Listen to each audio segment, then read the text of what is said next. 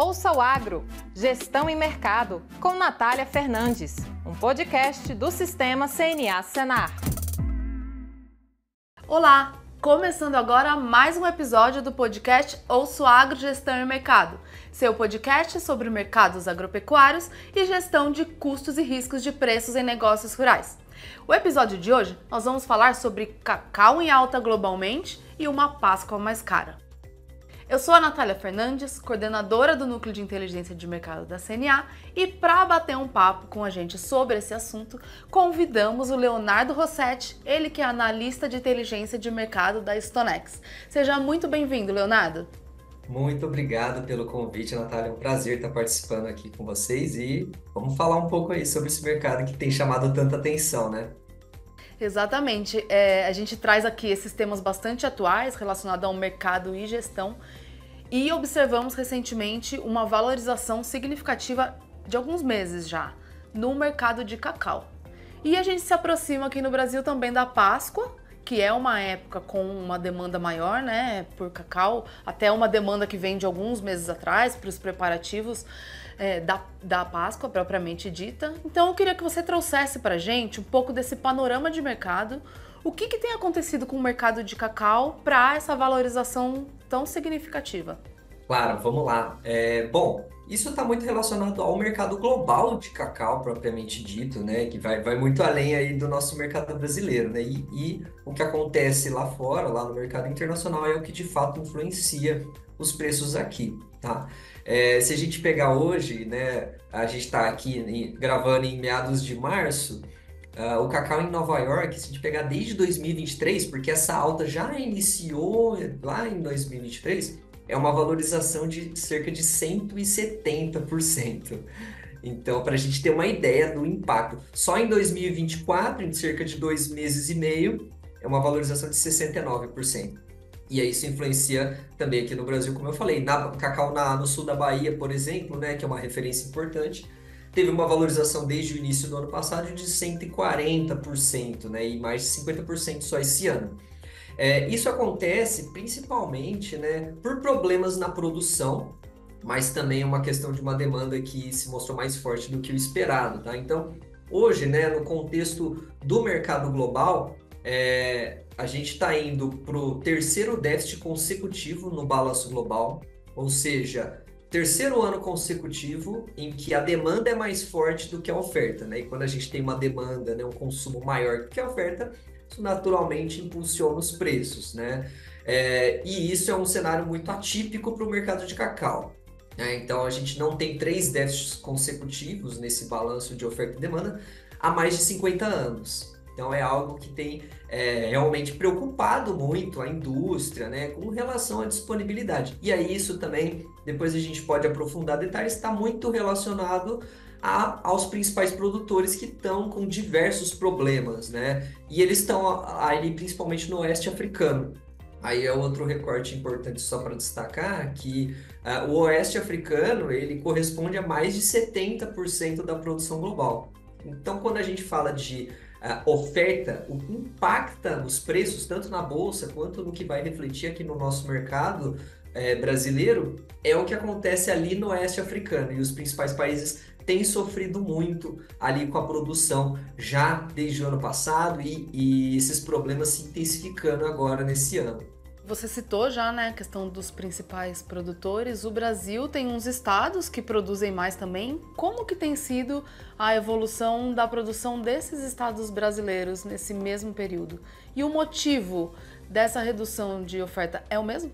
Olha, no mercado brasileiro a gente teve até um bom ano de 2023, tá? Se a gente pegar ali os principais estados produtores, né, se destacam muito o sul da Bahia, né, que é uma região aí muito importante para o cacau, e o Pará também, que é um estado que vem ganhando cada vez mais representatividade aí nos últimos anos, né? Os dois produziram bem, né? Hoje, na safra brasileira, a gente teve um desempenho aí, um crescimento em 2023 de cerca de 7% em relação a 2022. Então foi um bom desempenho, apesar de a gente ter tido um El Niño que impacta ali, principalmente o sul da Bahia, torna o clima mais quente e seco, foi um problema enfrentado ali pelas regiões produtoras, a gente viu chuvas, né, abaixo da média. Isso pode se refletir um pouco esse ano, mas o Brasil, de maneira geral, caminha bem, né? Mas um ponto que é importante lembrar é que o Brasil não é hoje autossuficiente. Então, a gente produz o cacau, consome, mas uma parte do que a gente consome ainda precisa ser importado, né? Então, a gente ainda tem que ir no mercado internacional importar parte do cacau para esmagar ele e tirar esses derivados. Então, a gente também acaba sofrendo com o que ocorre aí no mercado internacional, né? E nos principais produtores ali na África. Complementando o que você falou, o impacto dessa redução de oferta global interfere nos preços nacionais ao produtor. Então, quem produz também sente essa valorização do cacau. Mas ao passo que o Brasil ainda importa, ele importa um produto mais caro, né? E é por isso que na hora do consumidor adquirir o seu produto, ele começa a observar essa valorização, que não é uma responsabilidade da produção nacional, como foi bem colocado por você aqui, mas são esses dois lados onde o preço, essa valorização internacional é sentida no mercado nacional. Ponto importante para destacar, né, que hoje a Bolsa de Nova York, né, é a principal referência para o Brasil, né? Quando você vai precificar o cacau aqui no mercado brasileiro, ele tem uma correlação muito próxima com a Bolsa de Nova York. Então, essa precificação ela acontece lá fora, né? Isso ocorre porque as grandes empresas utilizam a Bolsa para fazer operações financeiras. E o que ocorre lá, então, influencia diretamente, tem uma correlação muito próxima. Então, por isso que também é um ponto que a gente sempre destaca, né? Nos nossos relatórios aqui da StoneX, por exemplo, a gente está sempre analisando o que ocorre na Bolsa, porque é onde está, de fato, concentrando, né, os olhares ali do mundo, né? O que acontece ali em termos de oferta e demanda vai se refletir no preço na Bolsa, que vai se refletir no preço aqui no nosso mercado doméstico. Uhum. Eu ia entrar nessa questão de mercado mesmo, Leonardo. Tem uma novela da Globo recentemente, que inclusive está abordando questões relacionadas ao cacau, porque o cacau também é um produto tradicional no Brasil, né? Produzido há muitos anos, por mais que o Brasil dependa dessa importação. Então tem uma tradicionalidade ali desses produtores. Muitas regiões, como o sul da Bahia, também a produção formada principalmente por pequenos produtores. Então tem o seu valor da produção brasileira e o cacau também é uma commodity. Acaba que no Brasil não é uma commodity que é tão acompanhada e a gente vê informações diárias, preços diários, semanais, oferta e demanda, como a gente vê para outras commodities agrícolas, como soja, milho, inclusive o café, que também tem a sua precificação lá na Bolsa de Nova York. Então, Leonardo, o que é o principal diferencial, você acredita, quando a gente fala de commodities agrícolas? Essas que são precificadas, inclusive, em Bolsa Internacional, mas, como eu citei, não ter tanto um acompanhamento do Brasil, não ter uma dinâmica, pelo menos dá a impressão, né, que não é uma dinâmica tão ágil como dos demais mercados. Bom, por um lado, o mercado de cacau, se a gente até olhar as bolsas, ele é um mercado que tem volumes menores, né, do que, por exemplo, grãos, uma soja, um milho, um café. Ele também tem algumas características, né, diferente de outras commodities que estão muito relacionadas ao crescimento econômico, né, que estão muito relacionadas à subsistência, né, que vão ali para alimentação, para aquela parte essencial. O cacau, ele está ligado a um produto que a gente também define como discricionário, né? O que é isso?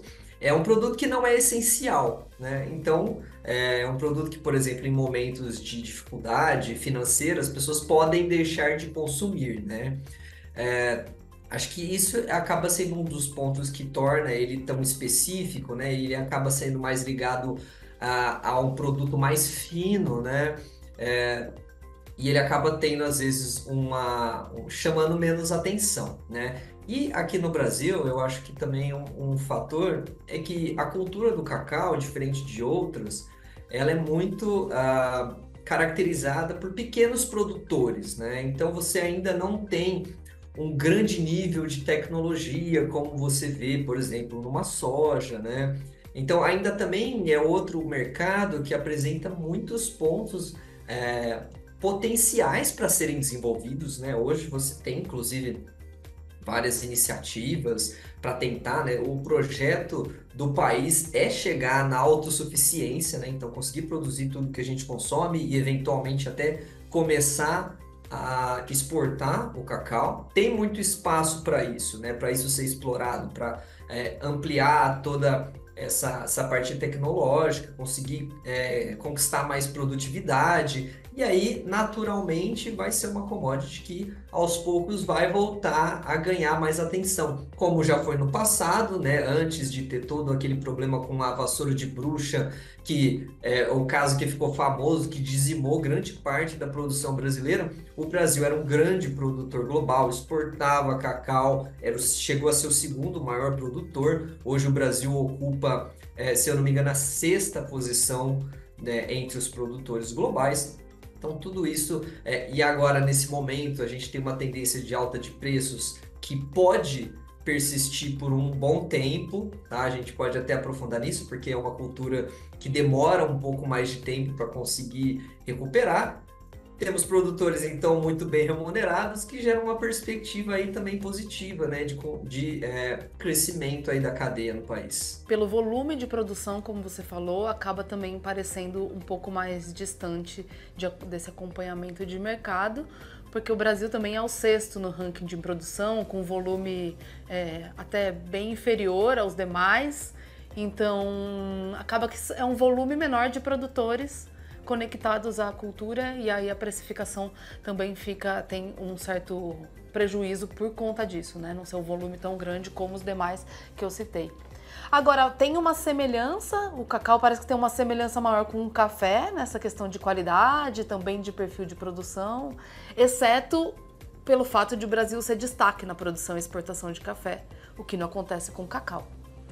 Mas como você também citou, tem crescido bastante, por mais que não seja uma atividade tão tecnificada, tem crescido muito, melhorado muito a qualidade de cacau brasileiro, né? A gente já vê diversos projetos regionais investindo nesses produtores, na parte gerencial também, diversos concursos de qualidade e cafés finos, com uma qualidade até superior do que outros cafés, que também não é muito conhecido pelo consumidor brasileiro, né? O consumidor brasileiro acaba valorizando bastante cafés de outras origens que não do Brasil, mas o Brasil já tem cacau bastante fino, que dão chocolate de bastante qualidade. Isso acaba trazendo uma rentabilidade melhor para os produtores rurais. E agora, com essa questão que a gente está trazendo aqui no podcast, você já estava falando sobre perspectivas, mas de um preço ainda mais remunerador, isso pode realmente motivar um investimento maior e uma evolução da atividade. Hoje você tem chocolates aqui que são premiados internacionalmente, por exemplo, né? Você tem vários exemplos aí positivos, e uma questão que eu acho que é legal pontuar é que o mundo olha com bons olhos para o Brasil também. Hoje você tem um problema estrutural no oeste africano, né, na produção lá. O produtor lá não é bem remunerado, né, a remuneração não chega nele, então ele não consegue investir nas lavouras, e isso virou um problema que a conta está chegando agora, basicamente, né, problema de muitos anos. E o mundo olha com bons olhos também, né? Hoje você tem uma pressão do mercado internacional, por exemplo, para evitar com leis, por exemplo, o mercado europeu tem tentado barrar a importação de cacau ligado ao desmatamento, né? Ou ligado a atividades, por exemplo, com trabalho escravo, trabalho infantil, que é algo que acontece muito na África, que é a principal região produtora. E hoje o Brasil tem um potencial aí, então, de ocupar mais espaço nesse sentido, né? Tem atraído os olhares aí de investidores internacionais, então essa é outra coisa que o Brasil consegue explorar, né? Aliar a qualidade que tem demonstrado com o potencial produtivo, tanto em termos de área, quanto em termos de qualidade, e em termos de práticas ecológicas produtivas, né? O que deixa essa perspectiva aí bem positiva. Então, já entrando nessa questão de perspectiva, como que tá essa tendência de preços para os próximos meses e anos. O cacau não é uma cultura anual, né? Ele é uma cultura perene, então tem um tempo de investimento na lavoura até começar a produção. Queria que você trouxesse essa avaliação em relação a perspectivas, tanto relacionada a esse potencial de crescimento da produção brasileira, assim como de preços. Perfeito. Bom, acho que é legal a gente tocar um pouco nessa questão dos preços, né? O que tem tornado, então, esses preços tão elevados? Como eu falei, né? A gente tem essa perspectiva aí do terceiro déficit no balanço global, né? E o que tem ocorrido lá na África, né? Os principais países hoje, que é a Costa do Marfim e Gana, eles têm sofrido tanto com problemas de curto prazo quanto de longo prazo. Então, só para a gente ter uma noção, só esses dois países, eles representam quase 60%, 55% da produção global. Se o mundo hoje produz quase 5 milhões de toneladas, só Costa do Marfim costuma produzir mais de 2 milhões. Então, um país só está concentrando 40% da produção global. Por isso que o que acontece lá tem reflexo imediato no mercado, né? Por isso que, por exemplo, aqui todos os nossos relatórios semanais a gente está atualizando o que está acontecendo com as entregas de cacau lá, porque é o que vai ter influência direta nos preços. Então, eles têm problemas aí mais de curto prazo, como questões climáticas. O El Niño, por exemplo, ele traz um clima mais quente e seco. Geralmente, em anos de El Niño, a produção global de cacau tende a ser prejudicada. Então, já temos esse contexto aí, né? Estamos no momento de El Niño agora. E essas questões, além disso, também a gente tem doenças que têm afetado os cacaueiros lá. Isso são questões de curto prazo. Mas lá a gente vê questões sistêmicas de longo prazo. Então, há um processo de envelhecimento das lavouras, né? Envelhecimento dos cacaueiros, em que muitos não foram substituídos, não foram replantados. Então já é um momento de queda de produtividade natural ali da planta, né? E além disso, lá na África também são pequenos produtores, então eles não são bem remunerados, apesar das altas nas bolsas, essa remuneração ela para nos exportadores e nos intermediários.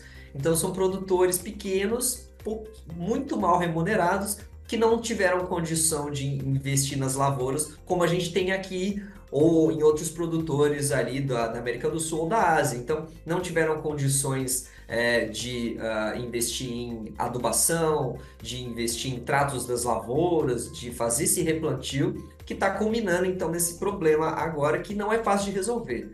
Né, Natália? Como você mencionou, a gente tem essa questão aí que é uma cultura perene, né? Então, você planta um cacaueiro hoje, ele vai começar a produzir dali 3, 4 anos, ele vai chegar no auge dele ao longo de 5, 6 anos. Por isso que aí, então, resumindo tudo isso, quando a gente vai falar da tendência, não é uma coisa que você resolve de um ano para outro, né? Não é que nem, por exemplo, uma soja que você planta, dali poucos meses você consegue colher.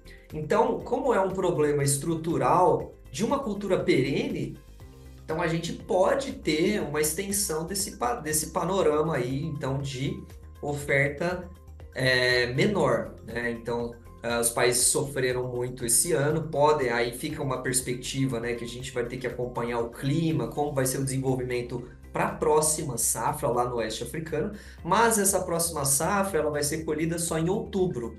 Então, até outubro, existe um panorama de oferta mais apertada no mercado global, tá? Aquela região ali ainda tem uma segunda colheita agora em abril, mas ela é bem menor que a colheita principal do país, então a colheita que geralmente rende melhores volumes já foi e foi ruim. Então a gente tem um panorama ali de preços mais sustentados ali, olhando para longo prazo. Obviamente também depende da demanda. Aí depois a gente também, se você quiser, a gente pode comentar um pouco de como anda essa demanda global, que também surpreendeu aí nos últimos meses. Tem uma diferença desses mercados de países produtores, né? Porque o Brasil, ele importa, mas ele produz e processa esse cacau, né? E ele também tem um consumo representativo da sua produção. Esses países, os africanos, por exemplo, eles produzem a matéria-prima, mas não tem uma produção do produto como no Brasil. Você acredita que isso seja uma vantagem para o Brasil, uma vantagem competitiva para o Brasil quando a gente fala num investimento e num potencial de crescimento da produção? Ah, com certeza. Se você fala você vê a indústria brasileira, né, ela já tem, por mais que tenha que importar uma parte, grande parte ali, sei lá, se eu não me engano, 75, 80% do que a gente demanda, a gente tem numa produção doméstica. Isso só acontece no Brasil, basicamente. Então, o Brasil já consegue garantir quase toda a cadeia de maneira interna. Isso gera muita vantagem, né? E aí, ao passo que a gente tende a alcançar a autossuficiência, a gente tende a ter um mercado um pouco mais estável do que no exterior, né? E isso não é o que acontece, por exemplo, nos principais centros consumidores globais hoje. A gente pode destacar a Europa, que é a grande região consumidora e não produz nada, né, de cacau. Ou, por exemplo, Estados Unidos, Ásia produz pouco também, consome muito mais do que produz. Então, é uma vantagem que o mercado brasileiro tem em relação a esses outros mercados, com certeza.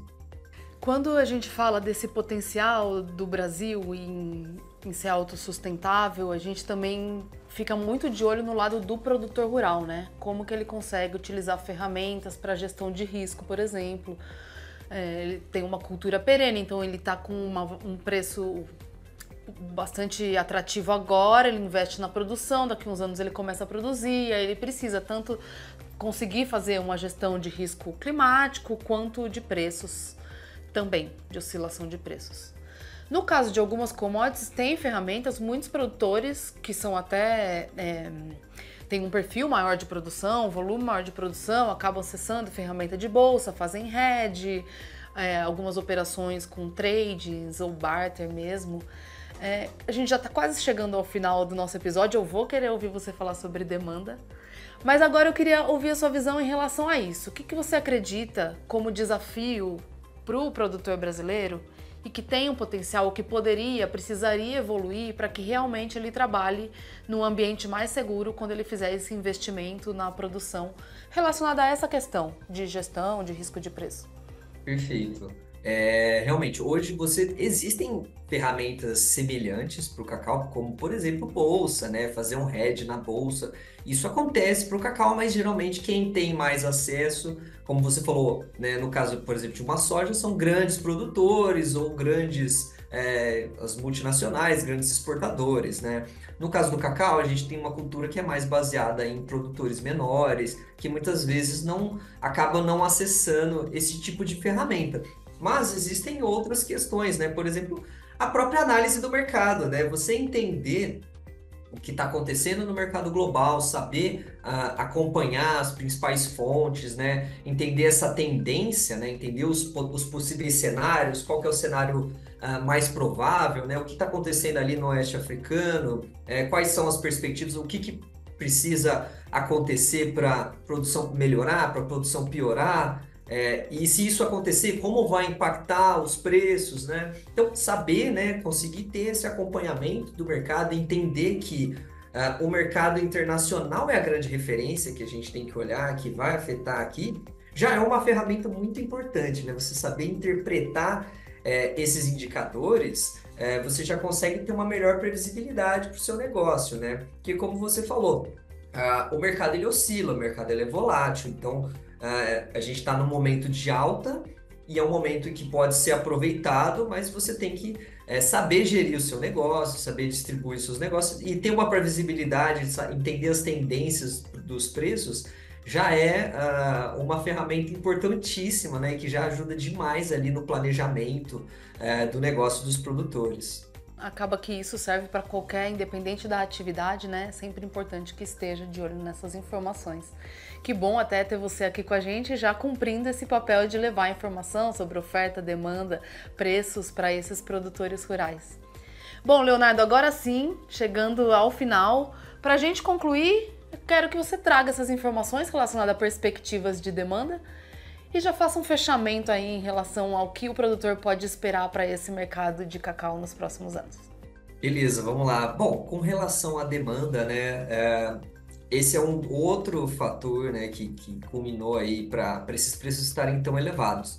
A demanda global, ela mostrou uma resiliência muito maior do que todo mundo esperava, né? Então, apesar de no ano passado, por exemplo, a gente ver questões de inflação, já havia sendo repassado, né, as altas do cacau que ocorreram ao longo do ano passado, já aos poucos sendo passado ao consumidor, problemas de renda nos principais países, né, uma crise global de maneira geral. Mesmo assim, o consumo se mostrou resiliente, né? Historicamente, em momentos de crise econômica, o consumo de chocolates tende a cair mais, e isso não ocorreu. Então, isso pode estar relacionado até a uma mudança de hábitos, né? As pessoas fazendo mais questão, né, desses produtos, porque também no final, se você parar para pensar, é muito mais fácil, né, você ter esse pequeno luxo que é o consumo de chocolate em casa, do que você sair para consumir uma sobremesa fora de casa, né? E acho que é isso que ocorreu aí nos principais centros consumidores. No Brasil não foi diferente. O Brasil, inclusive, na Europa, nos Estados Unidos, a gente vê uma desaceleração do consumo, mas ela ainda é lenta. Então, a queda na oferta tem sido muito mais intensa do que a desaceleração no consumo. Já no Brasil, a gente viu uma demanda muito forte, né? As moagens batendo níveis recordes em 2023, né? Indicando aí também boas perspectivas para as vendas de Páscoa, apesar dos preços elevados, né? Então, esse é outro fator para estar atento, né? Acompanhar como que estão as moagens de cacau, que é um indicador muito importante, né? São divulgados trimestralmente, é algo que a gente costuma acompanhar muito. Acompanhar os resultados das empresas, né? As empresas de chocolate, o que elas estão mostrando. Então, agora, ultimamente, a gente começa a ver quedas nos volumes, então ver como vão ser os próximos resultados para entender para onde vai esse mercado. E aí, pensando nos próximos meses, como eu mencionei, esses indicadores de demanda são importantes, mas o mais fundamental é entender o que o mercado está projetando para a oferta, né? Então, o mercado, os preços, eles são formados por expectativas, né? Então, o que se espera que vai acontecer lá na frente, e aí os olhos são muito voltados ali para o oeste africano. Então agora a gente tende a entrar num momento muito importante climático lá no oeste africano, a gente entra na estação chuvosa ali ao longo da primavera e verão no hemisfério norte. Então vai ser um momento em que a gente vai olhar muito para o clima lá, se o clima lá for positivo e gerar boas expectativas para a próxima safra, que como eu mencionei é a que vai ser colhida lá em outubro. Aí a gente pode ver um mercado conseguindo algum respiro ali ao longo do segundo semestre. Mas são fatores importantes que a gente tem que acompanhar, né? O clima é muito difícil de prever no longo prazo, então a gente vai ter que ir atualizando para entender o que pode acontecer com esses preços. A gente continua torcendo, né, para que seja um mercado com uma perspectiva positiva e que isso se reflita realmente no crescimento e desenvolvimento da produção brasileira. Várias cadeias produtivas têm inúmeros desafios para superar e a gente vê que no cacau tem sido investido bastante, como a gente citou aqui nesse episódio. Você falou sobre essa questão da surpresa, né? Surpreender o mercado consumidor continuar consumindo, isso no Brasil também aconteceu. É interessante a gente avaliar que tem empresas grandes e tradicionais, indústrias grandes e tradicionais no Brasil, que processam e vendem esse cacau, marcas relevantes, mas tem crescido bastante também o crescimento da produção por produtores, então que fazem a sua produção e também tem a sua marca própria. Aqui na CNA a gente tem um programa de alimentos artesanais e tradicionais, já tiveram 2 edições de um prêmio de qualidade, de um concurso de qualidade. E é muito satisfatório ver como os produtores, depois que participam dessas iniciativas, que investem na sua produção, como no caso desses prêmios, conseguem uma premiação, seja no mercado nacional, eles conseguem uma valorização do seu produto e conseguem investir e expandir o seu negócio. Então a gente espera realmente que esse movimento se reverta nesse tipo de investimento e num aumento do nível dos produtores sempre no processo de gestão, na maturidade do mercado, torcendo para que a gente tenha cada vez mais cacau e chocolate de qualidade produzidos aqui no Brasil. Então, Leonardo, eu quero agradecer bastante a sua participação, estar aqui com a gente, participando em mais um episódio do podcast Ouço Agro, Gestão e Mercado, nesse momento tão oportuno que, por mais que a gente tenha uma Páscoa com chocolate um pouco mais caro, a gente vê aí essas oportunidades que acabam sendo trazidas para o mercado brasileiro e com certeza daqui a alguns anos a gente vai ver o reflexo também do aumento dessa produção e da qualidade num recuo dos preços novamente. Muito obrigada. Com certeza, Natália. Muito obrigado de novo pelo convite. É um prazer, né? Foi um prazer participar aqui. Fico à disposição para novas conversas, para a gente acompanhar aí o desenvolvimento dessa cadeia e até uma próxima. Até a próxima. E você que nos acompanhou até aqui, muito obrigada pela sua audiência. Esse foi mais um episódio do podcast Ouça o Agro, Gestão e Mercado. Até o próximo episódio. Tchau, tchau. Ouça o Agro, Gestão e Mercado, com Natália Fernandes, um podcast do Sistema CNA Senar.